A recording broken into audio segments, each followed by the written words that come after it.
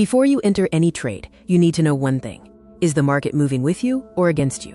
Because if you trade without understanding trend and breakout, you are basically guessing. Let's start with identifying market trends. A trend is the general direction of the market.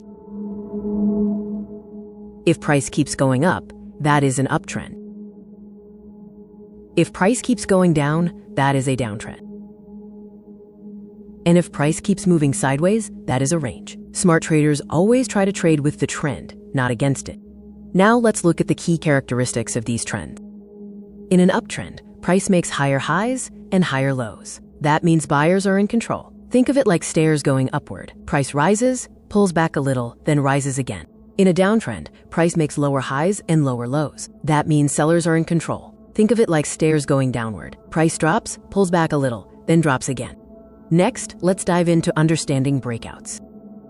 A breakout happens when price breaks above resistance or below support.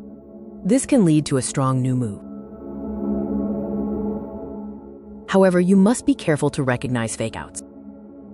But not every breakout is real. Some breakouts are fake, and price quickly comes back inside the range.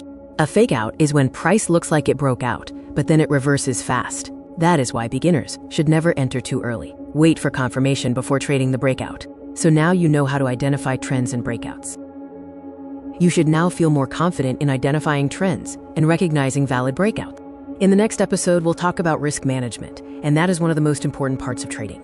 Because making money matters, but protecting money matters even more. See you in episode 8.